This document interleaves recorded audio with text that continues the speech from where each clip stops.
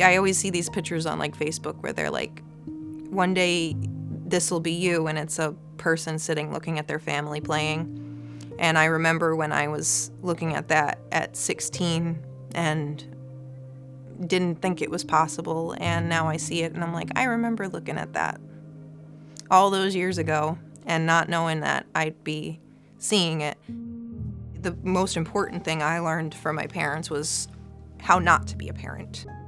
My mom died when I was 15. My dad died when I was 19. My mom did drugs the whole time I was growing up. I can't really remember many times where she was clean. My dad he wasn't always bad. He was more stable for me than my mother ever was, but he was an alcoholic. I have 3 kids. They're all boys. My oldest is named Caden. He's 6, and he's got a lot of energy. Elias, he's my second baby. He just turned 4 years old on January 8th. He is nonverbal and autistic, so he has been one of my biggest learning curves as a parent, because you really learn how to accept people for who they are. My youngest baby, he's got a unique name. His name is Keziah. He is a little man. He's proper, and he sits on the couch and he eats his potato chips one at a time, and he says please and thank you. My fiance, Ken, we've been together since we were 18, right after high school. We had known each other since we were 10. Ken's always been there, even when nobody else was. He's always had medical problems, so he could never fully work anyways, so I worked.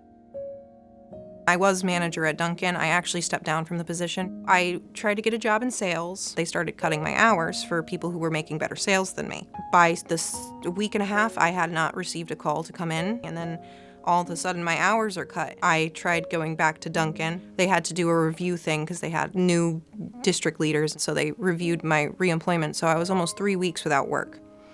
And I was trying to get work. If I couldn't stay in that apartment, I'd lose my job and my friends and the family that I worked to make, and I would lose my community, my kids' schools, and I'd be right back where I was in my grandfather's basement.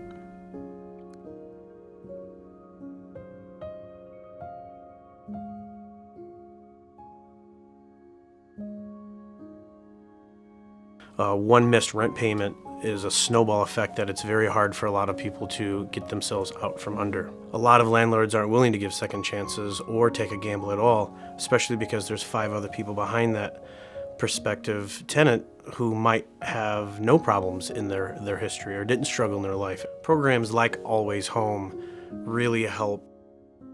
If they weren't doing it, who would?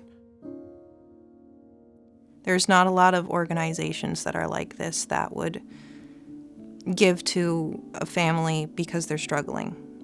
I grew up a lot watching my mom beg for help from people and get nothing in return, or not even a word back.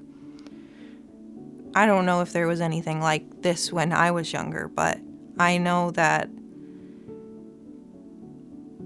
if there was, I'd wish that my mom would have heard about it, because maybe she could have had that little bit of hope that she needed to have been better. It takes one thing, losing your car or your job, or not being able to pay the rent or buying groceries, and families are torn apart. Children are taken. Moms and dads break up. They blame each other. I've seen it. This is not just money or a handout. It's literally a helping hand. It's literally helping a life, and not just for a moment.